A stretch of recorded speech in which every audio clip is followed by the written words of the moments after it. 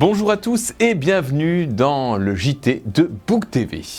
À la une de cette édition du lundi 5 juin 2023, la délégation allemande de Feldafing qui a visité Bouc-Bel-Air et la Provence, l'association Book en transition qui a proposé à des familles de faire des économies d'énergie, Bouc-Bel-Air qui devient un lieu prisé par les courses d'orientation, la course contre la faim au collège Brassens qui inclut les personnes en situation de handicap, Jazz sous les étoiles qui initie les collégiens au jazz le temps d'un cours de musique, l'opération participation citoyenne pour toujours plus de sécurité à Bouc-Bel-Air et la deuxième guinguette qui a eu lieu sur le parvis de l'école de la Bergerie pour le plus grand bonheur des enfants, vous le verrez, sans oublier la météo à l'issue de ce JT. C'est une délégation de 25 personnes venues de Feldafing qui s'est rendue à Bouc-Bel-Air la semaine dernière. Pendant 5 jours, cette délégation a pu découvrir la commune, mais aussi Marseille et la Provence. Reçue en mairie par Richard Mallier, elle a pu consolider les liens entre la cité de Bavière et notre ville. Reportage.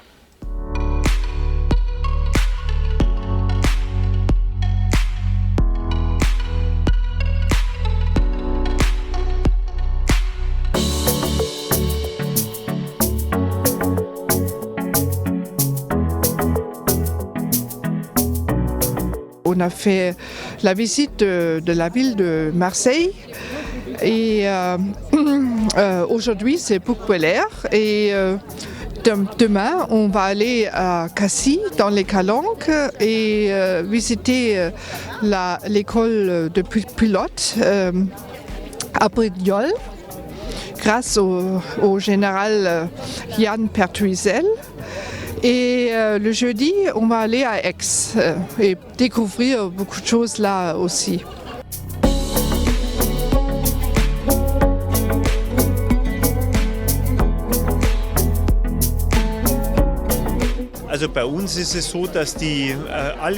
Les relations avec la mairie ont été au beau fixe. On a été très bien reçus.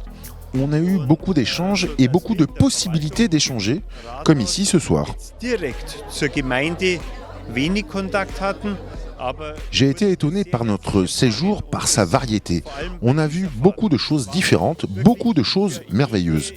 Je me sens très privilégié de faire partie de cette délégation.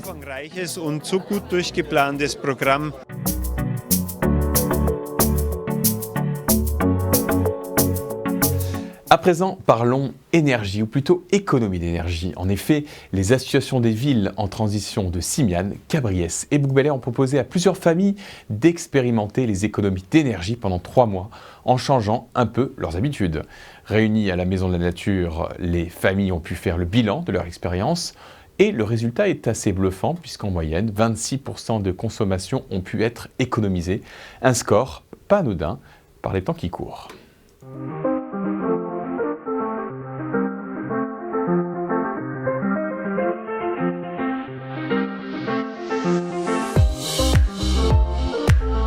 Il s'agissait de familles volontaires qui se sont inscrites pour réduire au maximum leur consommation d'électricité.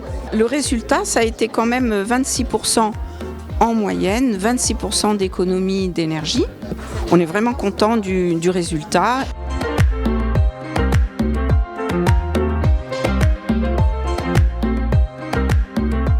En fait, ça va être comme pour l'eau, c'est-à-dire qu'on va avoir un rapport différent. Avant, on ne faisait pas attention, c'est vrai. On allumait, on chauffait, on ouvrait les fenêtres alors que c'était chauffé. Pour l'eau, c'est pareil, on commence à réfléchir sur comment l'utiliser différemment et de façon plus efficiente. Et c'est pas si difficile. C'est un challenge qui a été proposé aux 3 communes. De Cabriès, de Simiane et de Bouc-Bel-Air, ce qui renforce encore le partenariat entre ces différentes communes, d'une part, et puis d'autre part parce que ça permet à cette maison de la nature de conforter un peu sa place et de développer des activités qui viennent s'ajouter à celles qui ont déjà été développées dans les mois passés.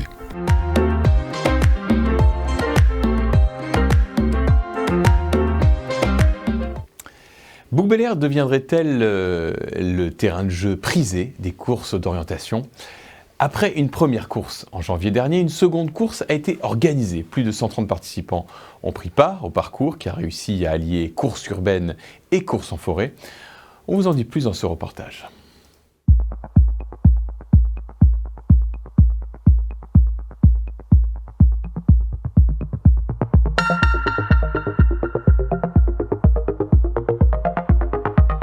Je fais partie du club de course d'orientation d'Aix-en-Provence. On fait de la course d'orientation, c'est-à-dire utiliser une carte et se déplacer en forêt essentiellement, et aussi en milieu urbain. L'ensemble des orienteurs sont classés sur différents circuits en fonction de leur capacité et de leur âge.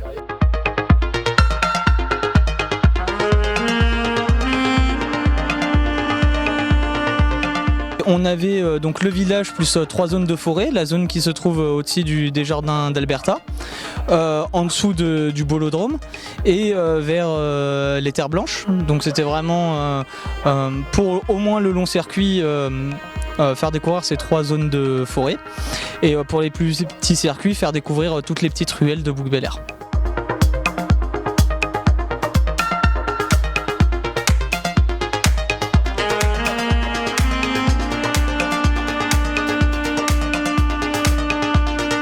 Ça allie la course à pied et ça fait travailler le cerveau parce que c'est pas juste courir pour courir. C'est assez technique, il faut bien réfléchir, choisir ses itinéraires, donc c'est en permanence de la réflexion et ça permet de diversifier la course à pied.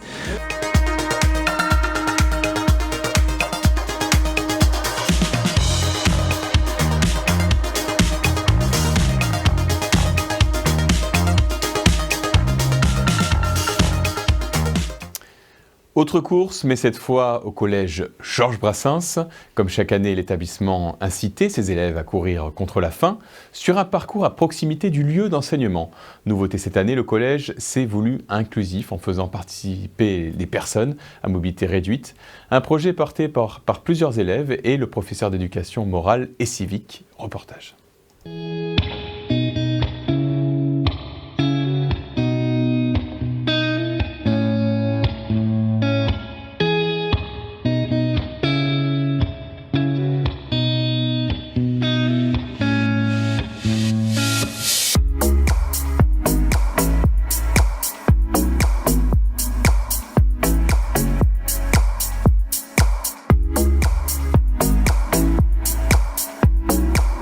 Aujourd'hui, on a participé à Action contre la faim avec les classes de 6e et 5e. C'est un projet que les 5e ont mené, ils sont ambassadeurs sur le projet. C'est eux qui ont découvert la Joëlette, qui ont présenté l'association et qui m'ont incité par leur motivation à vouloir participer aujourd'hui, voire à participer à la course de bouc au mois de septembre-octobre. C'est un beau projet qu'on est en train de mener, mais il faut qu'on s'entraîne. Donc là, on s'entraîne sur des tours en faisant un peu de fractionné, histoire d'être au point et de permettre de partager avec Annie tous ces bons moments.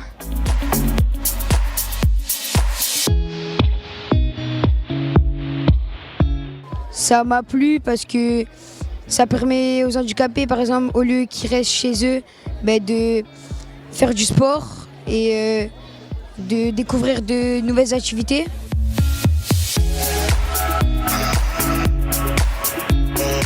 Le sport est vraiment un moyen très inclusif pour toutes nos personnes en situation de handicap, et c'est une bonne façon de sensibiliser les plus jeunes parce que très souvent, voire en général, c'est par nos plus jeunes, par nos enfants que le handicap progresse. En tout cas, la cause du handicap progresse dans notre pays.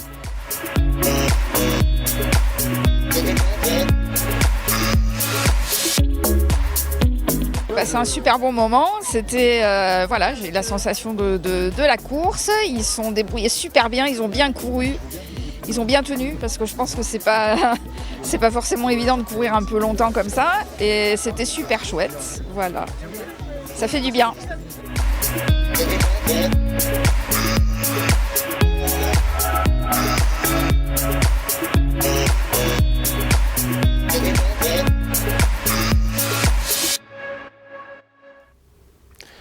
Toujours au collège, mais cette fois-ci, on parle de jazz. Jazz sous les étoiles qui aura lieu début juillet s'est invité dans le cours de musique pour une initiation à ce genre musical. Une initiative portée par la municipalité qui entend établir un partenariat durable entre la mairie et le collège. Nous étions avec les élèves.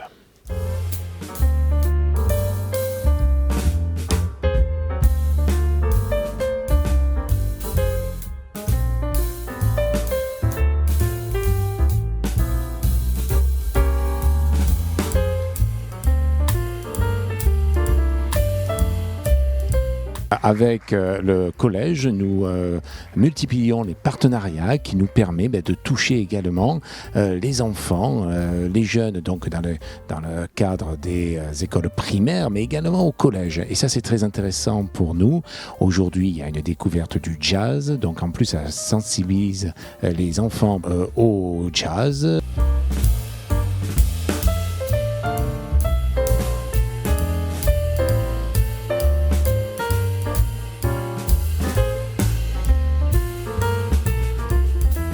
Ça permet de mettre en pratique un petit peu tout ce qu'on voit, la notion de tempo, la notion d'improvisation, de contretemps, et de faire un échange, un partage entre ce que les élèves ont vécu pendant l'année et sur la scène. Parce que là, du coup, on a créé une petite scène, une scène improvisée ce matin, mais on est vraiment sur un travail de musicien. Donc c'est les enrichir de cette expérience-là, cette expérience musicale.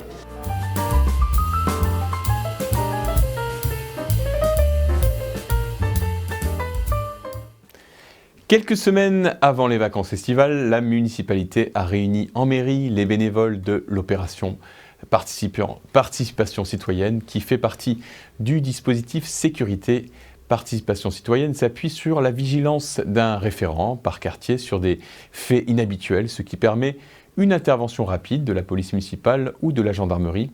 Mais c'est Joseph Cassaro, adjoint au maire, délégué aux nouvelles technologies et à la sécurité des personnes et des biens, qui nous en parle le mieux au micro de Book TV.